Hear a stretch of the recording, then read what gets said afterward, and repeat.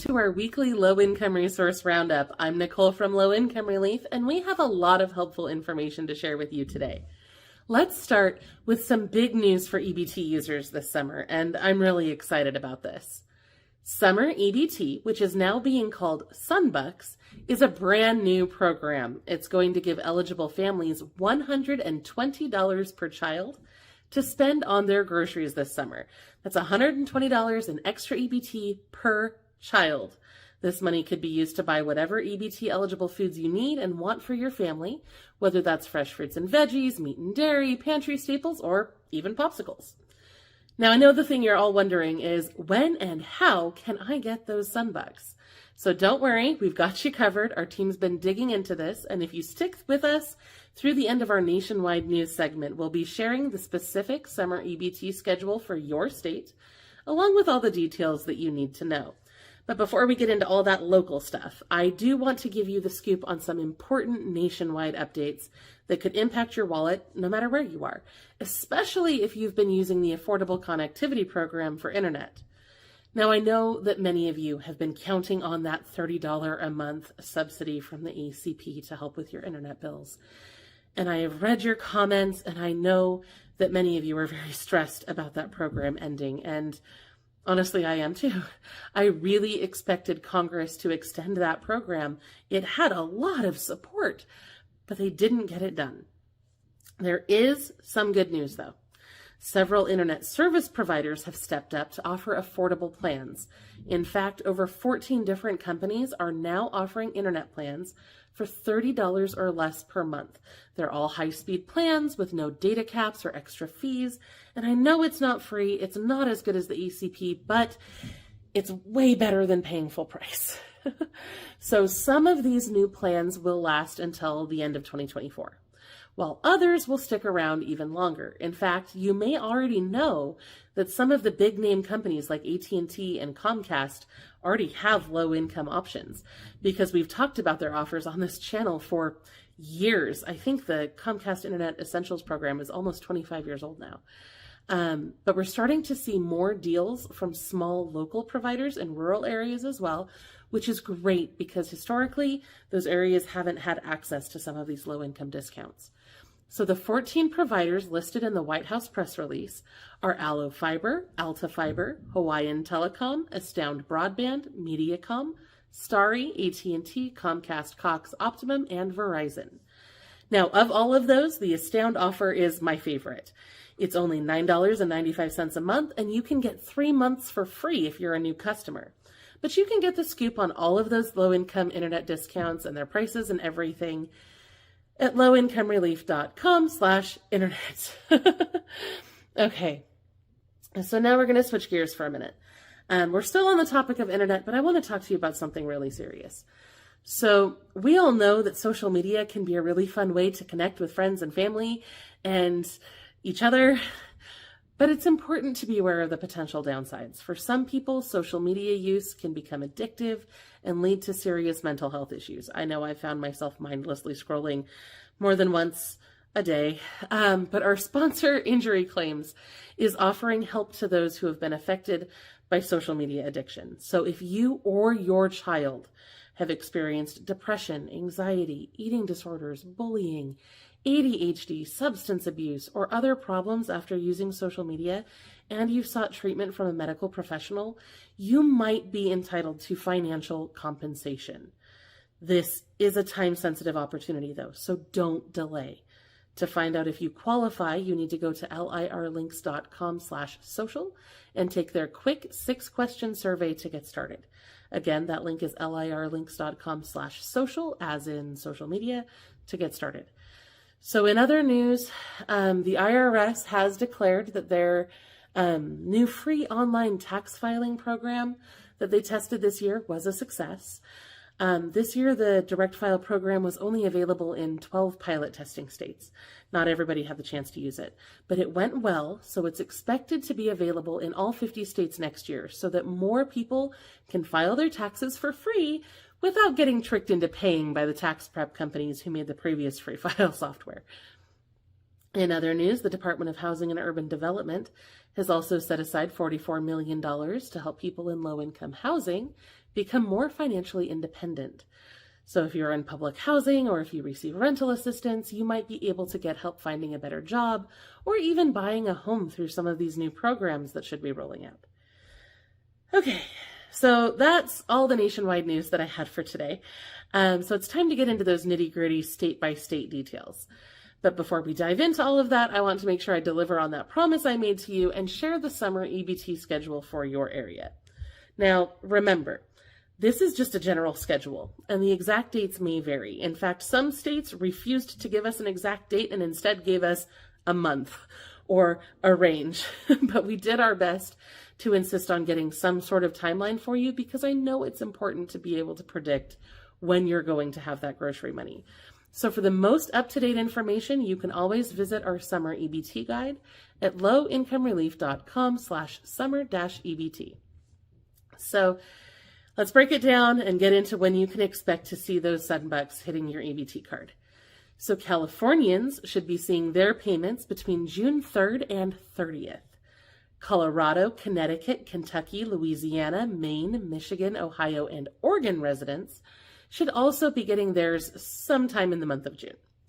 If you're in Arizona, you can expect your summer EBT benefits to arrive sometime between mid-June and the end of July. If you're in Maryland, they listed 3 different deposit dates: June 28th, July 26th, and August 23rd.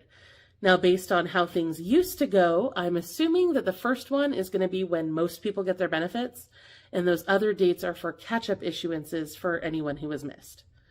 Massachusetts is running their program from June 13th to September 7th. For those in Minnesota and Washington, you can expect your benefits between mid-June and August.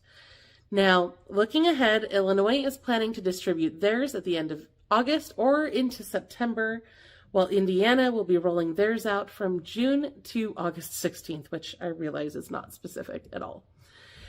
Kansas is looking at the end of July, and Nevada is shooting for September, which I realize is not helpful. New Jersey and West Virginia have already started in May, while New Mexico's date is set for July 15th. North Carolina's benefits are expected from mid-June to the end of September, while North Dakota got theirs back in May. In Pennsylvania, the benefits are scheduled for August, and in Rhode Island, it's sometime between July and August. Vermont is looking at July to September, which, again, is not very specific. And Virginia is set for July 26th, which is the way that I like to see these dates laid out. I am really sorry that we couldn't get more specific with some of these. Finally, both Washington, D.C. and Wisconsin are expecting their benefits in late June, so possibly into the 1st of July there. Now, I know that some of you are probably wondering about other states or territories that we didn't list. Unfortunately, not all of them are participating in summer EBT this year. Alabama, Alaska, Florida, Georgia, Idaho, I can hear my kids upstairs. I don't know if you can hear them. Iowa, Mississippi, Oklahoma, South Carolina, South Dakota, Texas, Utah, and Wyoming have all opted out for 2024. But if your location wasn't mentioned, stay tuned. It might happen for you next year. We are constantly updating our summer EBT guide with the latest information as it becomes available. So be sure to check back regularly for updates in your area. And remember, even if your state isn't participating this year, they might join in the future. You can reach out to your state lawmakers and try to encourage them to make that happen.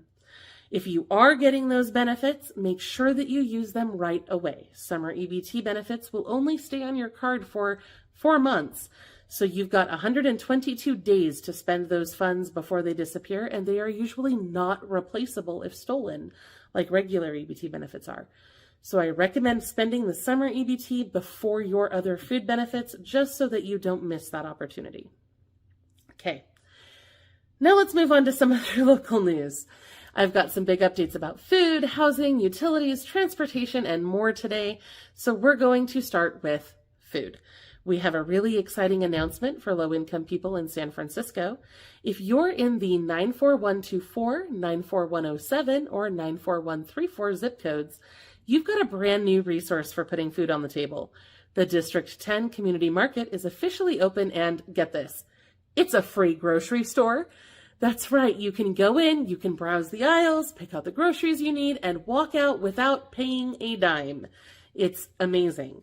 There are some eligibility requirements. You'll need to be receiving some kind of public assistance. You also need to have either a diet-related illness or have at least one child in your household. You also have to be referred from a community partner. So if you meet those requirements, you can go get from one of those partnered nonprofits a grocery card, like a Costco card kind of. You need it to get in the door. And then once you have that, you can shop once every 2 weeks. So this is clearly a fantastic opportunity for those who need grocery help. So make sure to spread the word on that. We have an update for Illinois as well. For those of you in the Champaign-Urbana area with a green thumb, Solidarity Gardens is offering free garden plots to low-income gardeners. Not only that, they'll even loan you the free tools that you need. Like they have the tools there that you can borrow, and they'll help you get started.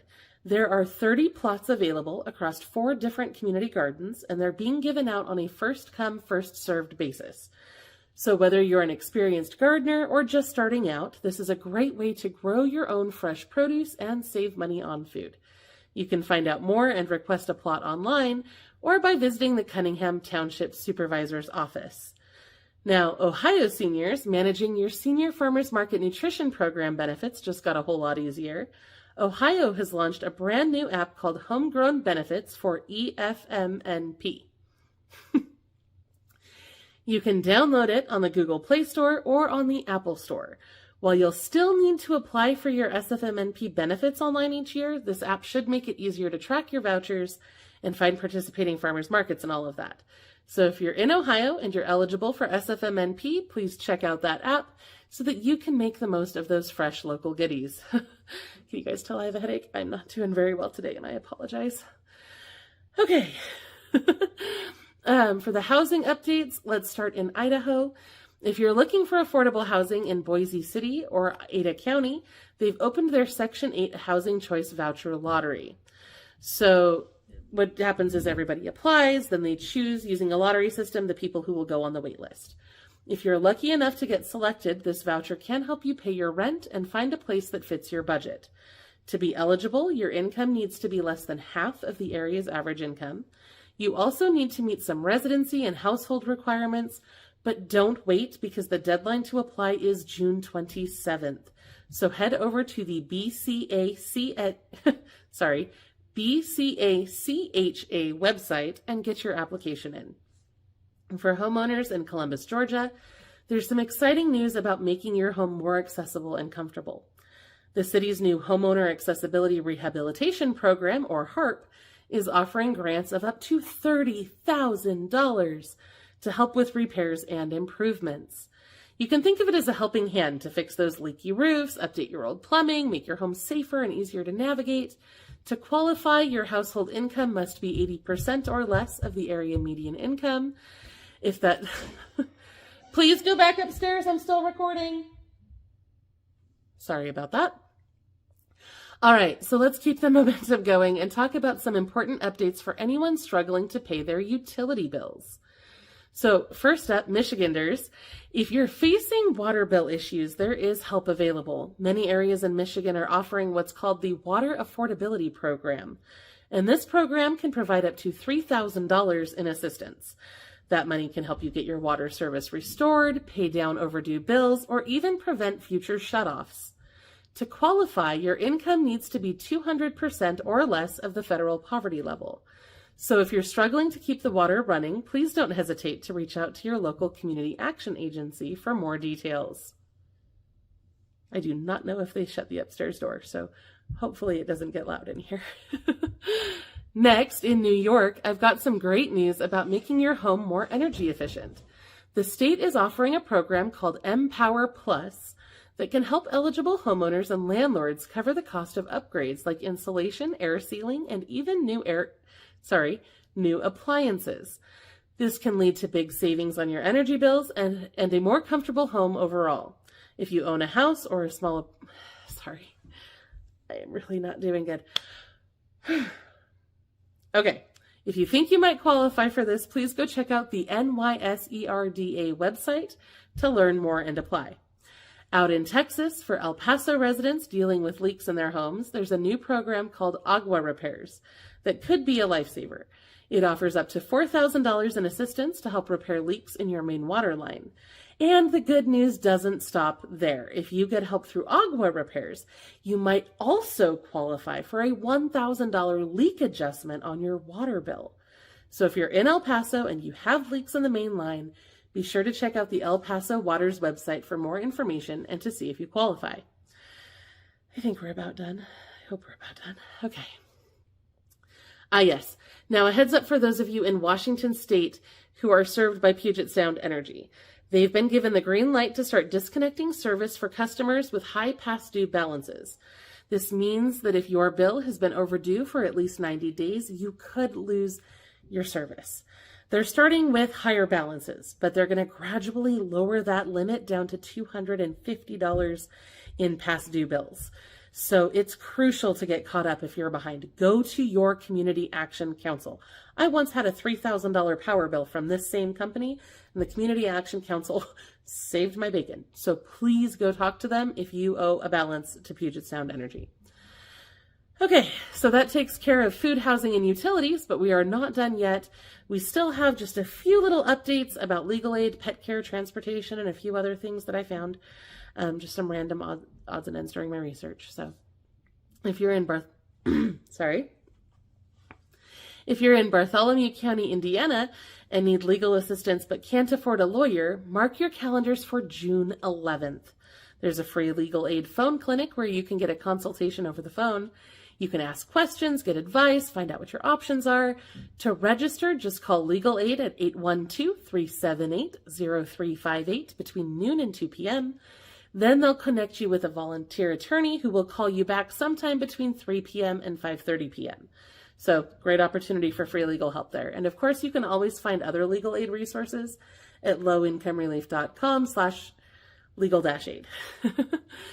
So for high school seniors in the Davenport, Iowa area, the John Deere Scholars Program is offering scholarships that cover 90% of the cost of college. This is an amazing opportunity to get a head start on your education and career. To be eligible, you need to be a low to middle income senior and take a college prep class. 20 students will be selected each year for this scholarship. So if you're interested, talk to your guidance counselor and find out how to apply. Pet owners in North Carolina also get some good news this week. The Gaston Low-Cost Spay and Neuter Clinic is getting a major upgrade, and they will soon become a full-service, low-cost veterinary hospital. This means that more affordable care options will be available for your furry friends, including x-rays, dental work, surgeries, and more. If you're looking for a low-cost vet care option in your area, be sure to check out our resource guide at lowincomerelief.com/pets for a list of other clinics and services in other areas. So I think this is our last update, but for those of you in Portland, Oregon, who rely on Biketown for All to get around, there are some major changes coming to this program. Starting June 11th, the program is switching from unlimited free rides to a $10 monthly credit, which covers about 200 minutes of riding. This won't affect most users because most riders typically stay under that limit. But it's something you should be aware of. And if you end your rides at Biketown Station or in the Super Hub Zone in East Portland, you won't be charged anything extra. If you haven't heard about these changes yet, you can head over to the Biketown for All website for details. Now, if you want to dive deeper into assistance programs like this, or if you're looking for quick, easy to understand explanations of benefits and programs, please be sure to check out our secondary channel called Fast Facts by Low Income Relief. We've got a lot more videos on there covering everything from SNAP benefits to housing assistance, and we're always adding new content. There are some videos we put on that channel that cover topics that we don't really talk about here on the main channel. So make sure that you head over there, watch some videos, and I will see you there.